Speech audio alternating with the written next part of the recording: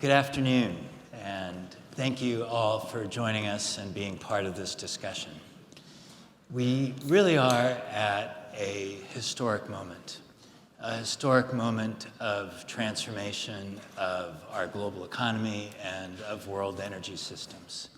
And we're seeking to transform the way that we produce energy, the way that we use energy, the impact it has on climate change, and all of these things have phenomenal commercial and geopolitical impacts. And at the same time, we are at a moment of global challenges and instability that inevitably complicate the ability to manage that kind of change. And what we want to do in this panel today is to have a discussion with this group on how do you bring these together in a way that at times when we have to make such fundamental changes in such a short period of time, how do we make that viable politically and economically and commercially to be able to go forward? So we're going to come back in this panel to some of the events that we've seen this past weekend, the war on Ukraine and other challenges. But we want to start with a core issue that we need to measure ourselves against, which is a just energy transition.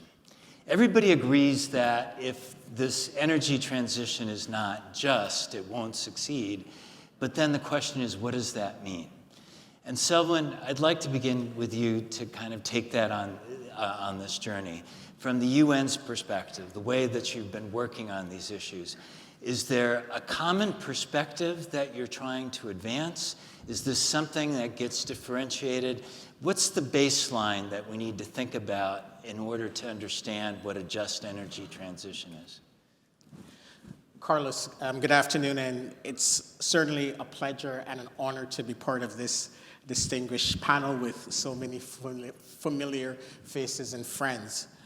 And your opening is absolutely spot on. We had this major climate conference just a few months ago in Dubai. And at this conference, it was very clear that the energy transition is underway. It is inevitable. It's unstoppable.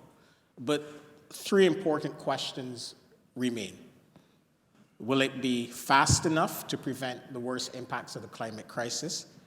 Will it be fair and not exacerbate inequalities within and between nations? And will it be funded, especially in the developing world? And these three unanswered questions strike at the heart of what needs to happen as part of the just energy transition. It is absolutely imperative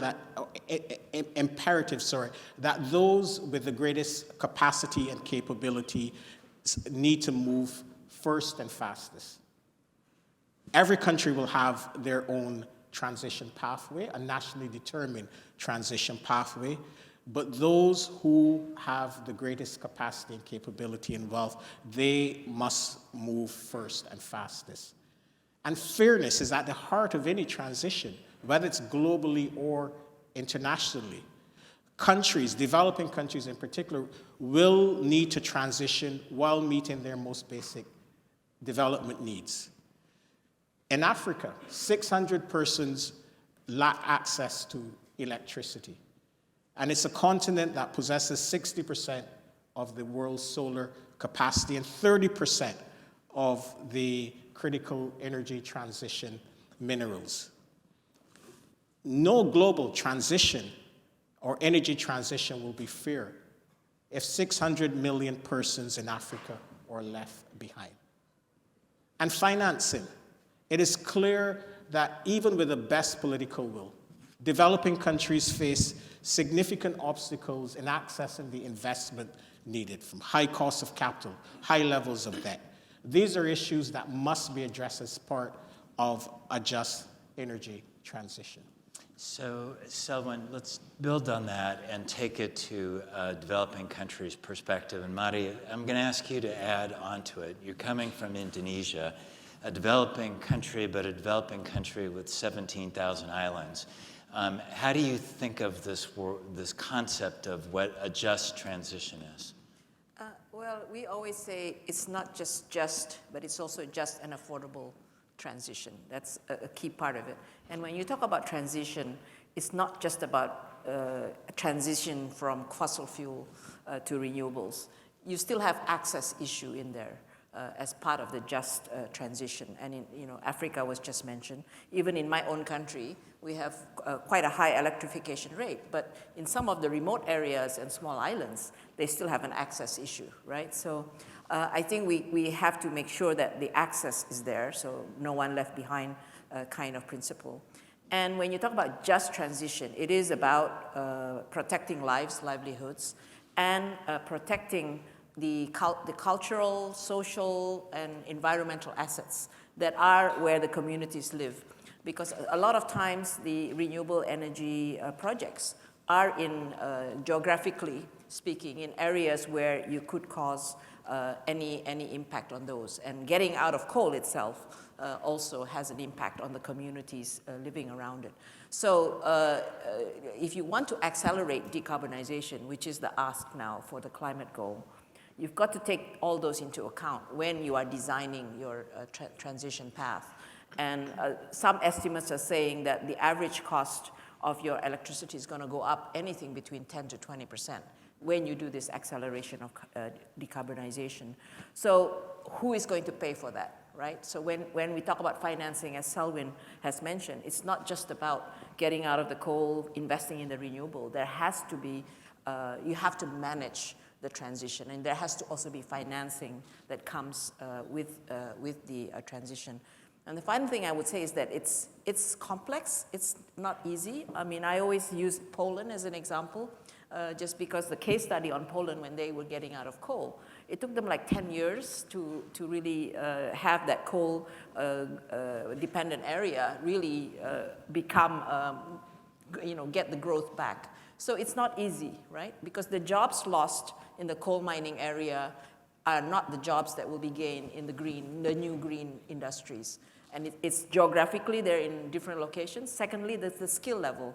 So the upskilling, the retraining of the workers, these are all very complex, I think, issues that as a government, as a policymaker, if you don't handle that, you will get a pushback on the decarbonization. I think that's critical to underscore the complexity of managing the practical economic issues and the cultural issues. And Jennifer, if we can bring in a European perspective, but in Germany, you obviously had this incredible shock that you experienced with the cutoff of Russian gas. As you thought about what the just transition process was going to be there, did you think about it as from a German perspective, a European perspective? And how do you keep in line with this global challenge that is also incredibly complex, as Mari just laid out?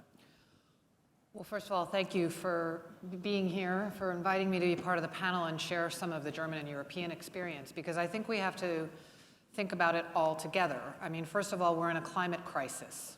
It means we have little time to have global emissions by 2030. Right, so Germany has climate in this government as a top priority, which means we have set that forward and had already actually set a coal phase out, because you talk about countries taking the lead. Well, we take that very seriously. So we have a coal phase out working, and I'll talk briefly about the just part of that, because I think that's quite important. Domestically, and I'm starting with the domestic because I think as a developed country we need to start with the domestic, and then building up renewables to 80% by 2030 as well. And when the Russian war of aggression hit, well, actually we just turboed that, and we made sure that we thought climate and energy security and economic security together. It would have been very easy for Germany to have just reopened coal-fired power plants, kept nuclear energy going. But we knew that that wasn't the answer. So we doubled down past the most ambitious legislative package in our history in order to meet those renewable goals. We are on track for our 65% reduction below 1990 by 2030, to be much more efficient. I want to bring efficiency in the room. And we did that on the basis of, on the coal sector, a coal commission that was set up that had the stakeholders involved, the local communities, the states, business, labor, NGO scientists to actually come together on a stakeholder process to then make sure that it is also just. And on the European level, we always, of course, think European together with German. We also there accelerated that transition with renewables and efficiency after the war of aggression, but beforehand already had as part of the Green Deal a just transition mechanism, which is for countries like Poland or other countries that need to work together to have the funds to be able to make that transition happen.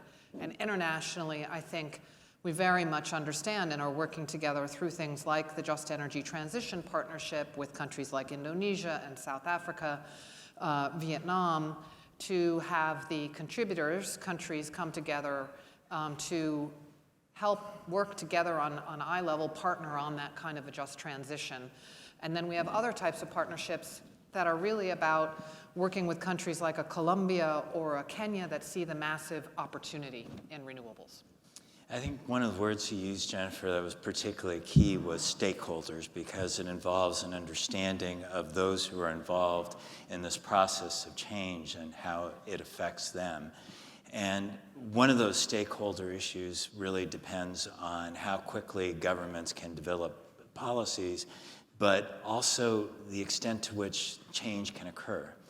And here I want to bring back in then the politics and the geopolitics of this issue. And Stephen, bring you into the discussion. You've been a national security advisor, you've been in defense, you've also been a permanent secretary on energy and climate. And events like this past weekend occur. And they bring us to the brink of a potential world war. And if you can share from your experience, how does that affect the ability to bring together policy and politics in support of what would be a just transition? Well, candidly, it hampers it very considerably. I mean, there are a lot of reasons for that. One of them is that you need quite a lot of money to be able to get an energy transition moving. It's expensive. One of the problems, I think, with just transition full stop is that politicians, by and large, both in democratic systems and undemocratic systems, require a degree of growth in order to be able to continue to enjoy political legitimacy. Growth is very, very correlated to energy access. Energy access at the moment is still more cheaply got through the use of hydrocarbons than any other way forward. And I always felt very, very uncomfortable coming from a developed country having these kinds of conversations with, for instance, Indian colleagues who said that we have different priorities with respect to energy to you. But in terms of the geopolitical situation that we have at the moment, it is not going to help. I mean, and there would be three areas I think I would identify. One is that in most of the developed world, there is an enormous amount of debt on the national balance sheets. That will make domestic transition difficult, and it will make it more difficult for them to be as generous as they need to be to countries which are not in that kind of situation, which do need assistance. So there is a simple sort of kind of financial limit. Sticking with that, it seems to me to be inevitable that there is going to have to be considerably more expenditure on defense and security in many countries, which have been suppressing that expenditure for quite a long time. That will come at the expense of something unless taxes go up. And that will be a very, very, very difficult challenge for politicians of any stripe to navigate. And when the cost of living crisis occurs and taxes are sort of kind of on the rise, the first thing that people do not go to, by and large, are, or rather the first things that often they do go to are defence and security. And we have experience of that in the UK and in Europe in general. And then the last thing I would say is that this is clearly a global challenge. Climate change does not respect borders. It requires a degree of international consensus to be able to take the kinds of actions which are required. The kinds of conversations that you need to have are incredibly difficult in that kind of highly contested environment of the type that you describe. I mean, I can remember I had the misfortune of being Britain's national security advisor as the Russian build-up on the borders of Ukraine was occurring, and that coincided with COP in Glasgow, and I flew out to Moscow to have a conversation with my counterpart out there in order to discuss what we felt was going to be an imminent invasion and the kinds of things that would be provoked as a result of an invasion of Ukraine. So it was a very difficult conversation, and at the end of it, I said there is one other thing that I would like to talk to you about, which is, you know, Russian presence at the climate conference. You are one of the world's largest hydrocarbon producers. You know, it is absolutely critical that you are there. You have to be part of the future, and indeed for your own economic understanding, you need to come across and be a part of this discussion that is happening. And it may or may not surprise you that conversation was quite short-lived, and there wasn't really much of a Russian presence at all. Now, you know, that's a sort of kind of tiny anecdote, but it is emblematic. It is very difficult to have these conversations which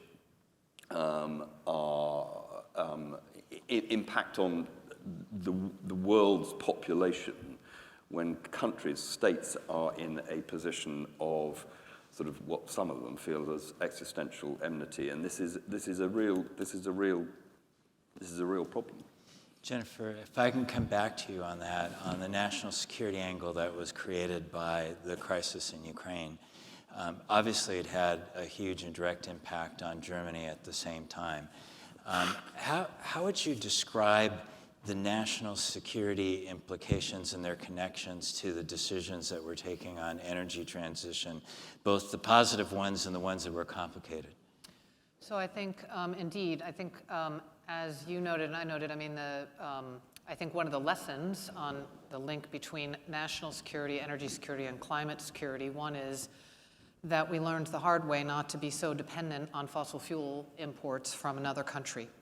We very quickly phased out 55% of our energy imports on fossil fuels from Russia, and replaced that then with renewables, which I'll come to because of the security challenges there, building up renewables, but also looking, grateful for the collaboration with the United States to be able to quickly build an LNG terminal and import. So they're, of course, looking at who are we importing energy from as an import nation, building our own energy sources as quickly as we possibly can, and bring in, again, efficiency into that, I think has made us more independent on that side of things, and certainly has accelerated what I think we see as a great economic opportunity for Germany, both domestically in terms of the job creation that is happening through the renewable energy, wind and solar,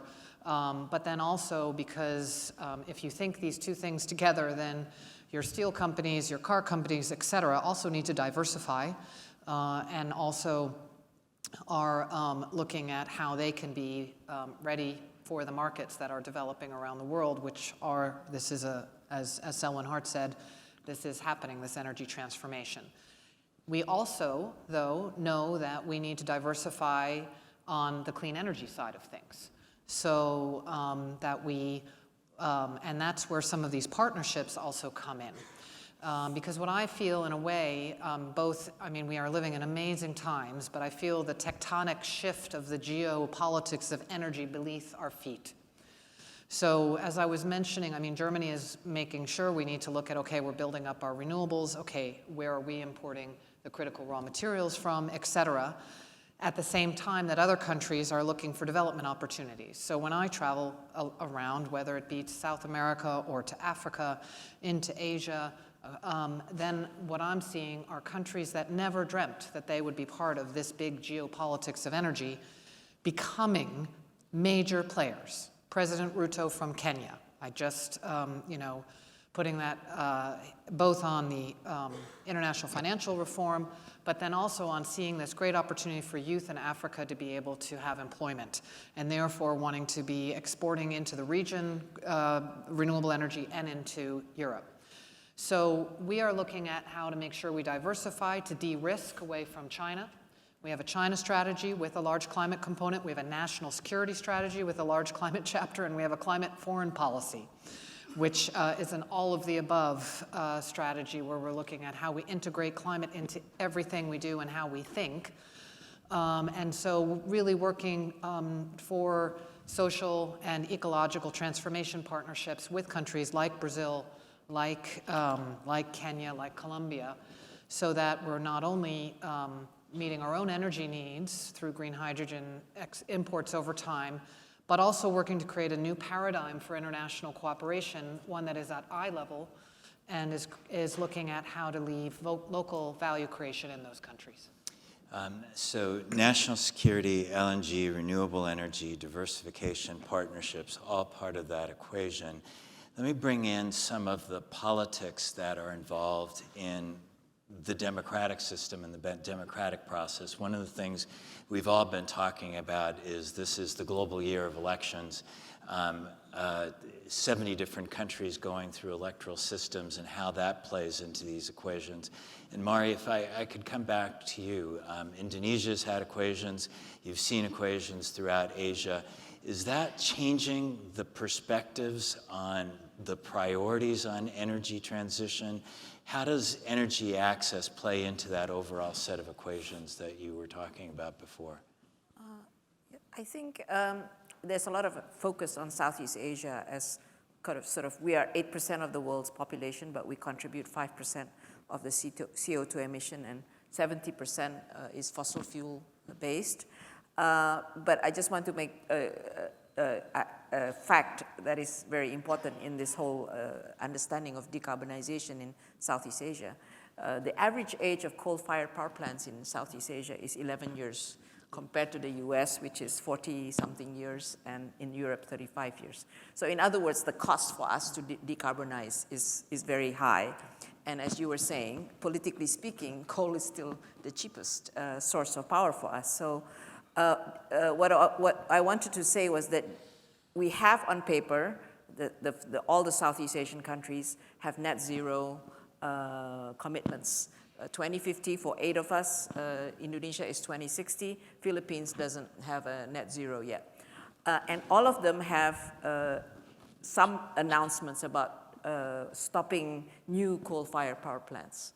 But the ones that are on stream, that's still going to be coming and increasing the coal-fired power plants for at least until 2030. It'll peak somewhat in 2030, but retirement is not going to come till 2040, right? So I just wanted to put that as kind of like, okay, now what do we do? If you're a politician, if you're a policymaker, how do I deal with the issue of, okay, I still need affordable energy access, but I also have these climate objectives and climate goals. So I think this is really the big challenge, and at least in the case of Indonesia, for the very first time, all 3 candidates in the elections actually mentioned climate.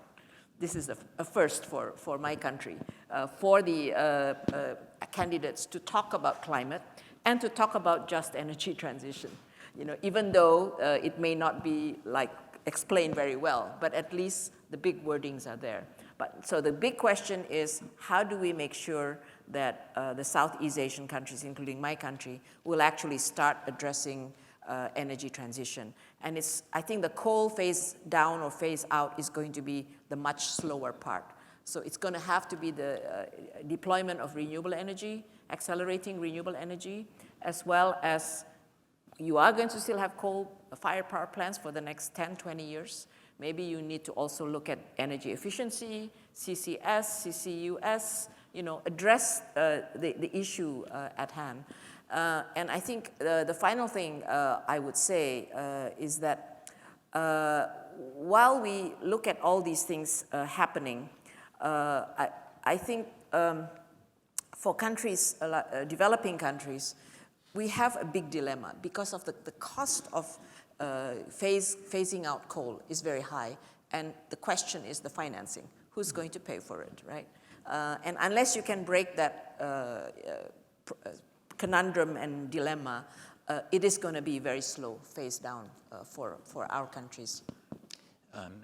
Stephen, you want to jump just a in, really Selwyn, I quick- want to come back to you as well. Just a really quick example of the kind of thing that is going to happen in this year of the elections. The Labour Party, which looks quite a long way ahead in the polls in the UK, did have a commitment to spend, I think it was £27 billion sterling on green energy, which it made to great fanfare about 18 months ago, and about 6 months ago it dropped it. Said we're still committed to green energy, but we're not going to commit to that level of funding anymore, because these are projects that require government funding. And I think there's going to have to be an awful lot more imaginative private sector financing solutions for this kind of thing, because it's going to be very difficult for a number of governments to lead the charge in the way that one might expect. Selwyn, this is a completely unfair question, but I'll ask it to you anyway, because I think people will be interested in your reaction to it. So many elections, how does it affect the politics of climate and being able to get commitments, for example, on NDCs? And there happens to be an election in this country on November 5th, and November 14th is the start of COP29. How are these dynamics affecting your ability to get these commitments on climate action? Thanks for the easy question, Carlos. The reality is what the U.S. says and does on climate matters. But as we've seen in the recent past, there is some resilience in the multilateral response to the climate crisis. And politics is one thing, and we know, for example, how the fossil fuel industry continues to spread mis and disinformation, and how that industry continues to have a stranglehold on policy and decision-making in key countries. But the reality is that the economics around energy has shifted significantly. And renewable energy, wind, solar, plus storage, is cheaper in most parts of the world.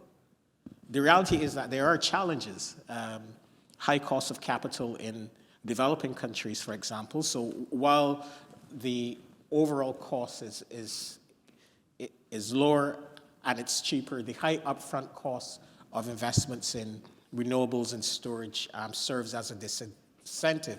And as Marius stated, in some countries, there is a really high cost in terms of early retirement of some fossil fuel infrastructure. So, what happens in the U.S. will matter, but I think the economics has shifted this conversation in an extremely positive direction. And we were in the middle of wars in Dubai. And all countries, agreed to submit new climate plans by next year that are aligned with the 1.5 degree goal of the Paris Agreement, that cover all greenhouse gases and are economy-wide. And they're also agreed to triple renewable energy capacity globally, and Jennifer led that effort, double energy efficiency, and transition away from fossil fuels. We're very encouraged to see many of the major economies taking these commitments seriously, and they've started to prepare their nationally determined contributions or the new climate plans. And the Secretary General has been very vocal, and he's really pressed this group of countries, especially from the G20, to not only present ambitious plans, but ensure that they have the accompanying policies and regulations to give them the credibility that they need. For many developing countries, we will need to be creative and innovative in terms of how we provide these countries with the financial solutions that they desperately need.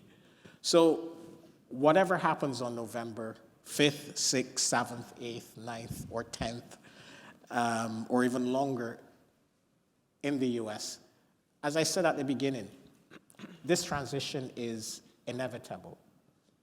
It's just a question, will it be fast enough? Will it be fair? And how do we ensure that the developing world is not left behind?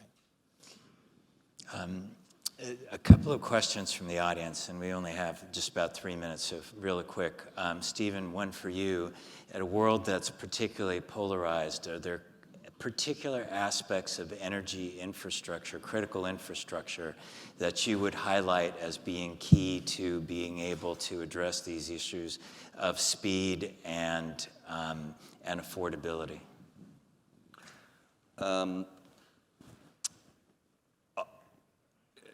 We haven't talked about nuclear.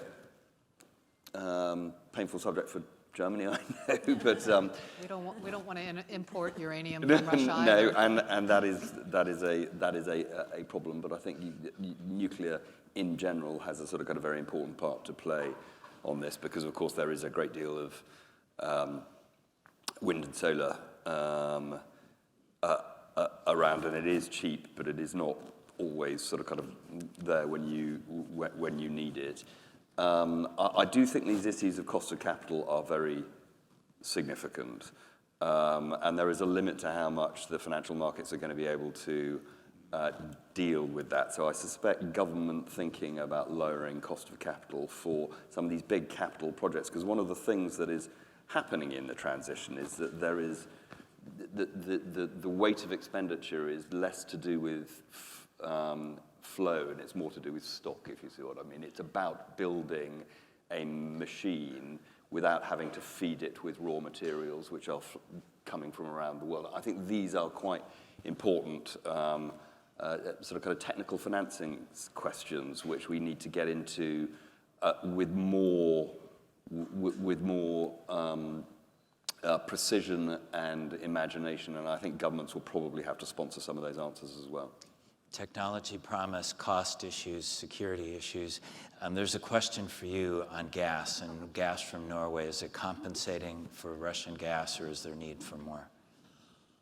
It has partially compensated, so I think that Norway has stepped in along with the US and the Netherlands. But our gas has declined as a whole since the Russian invasion, not only because we've phased it out, we've brought some back or imported some from Norway, Netherlands, and the US, Qatar, but actually the delta is renewable and efficiency. So I think investment in infrastructure needs to be the grid. Germany, we're at 56% renewable energy in our electricity grid. We have days that are 70%. We're working on the storage side of things through a flexible grid. We have a plan in place also looking at how you can do storage through even electric vehicles.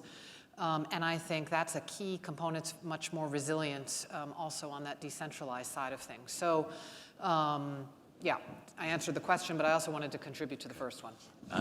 We're going to be at time, but Mari, I want to give you a last word on issues of transition, cost. Selwin indicated the reducing cost to renewables, but you had also raised the issue of some of the wider cost of energy systems.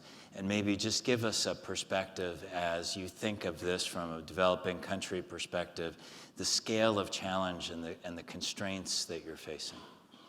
Yeah, very briefly, let me just use the Just Energy Transition partnership that Jennifer mentioned, because Indonesia is a participant in that. And this whole process of discussing what does a just energy transition pathway look like for Indonesia has come up, I think, with an investment plan, which does need financing, obviously, but it has the components of investing in the transmission grid and distribution. It has a component on renewable energy, which is the geothermal, the hydro, and the biomass, but also the variable renewable energy such as solar and wind. And there is a coal-fired power plant component, but it's kind of small because it is the most difficult one to finance. But for what it's worth, there are, one of the big issues about energy transition platforms is the pipeline of projects. For what it's worth, we now have a pipeline of projects, and it's going to go through a process of feasibility. And this is where the rubber hits the road. Is the $20 billion promised going to come on stream, including the $10 billion from the private sector? We didn't mention private sector, but we need to mobilize the private sector. And that needs the de-risking instruments, the concessional financing, as well as the policy reforms of the country. I think one of the things that we've seen is the scale of challenge that's involved, the imperative nature of it. Nobody disputes the importance of speed is absolutely critical. The impact on the stakeholders is key. The ability to do it in a way that meets commercial reality with national security needs and the needs of the stakeholders remains elusive. It's a challenge, and it's going to be different in every country. I think the panel has really demonstrated that. Let's give them a hand. Thank you very much.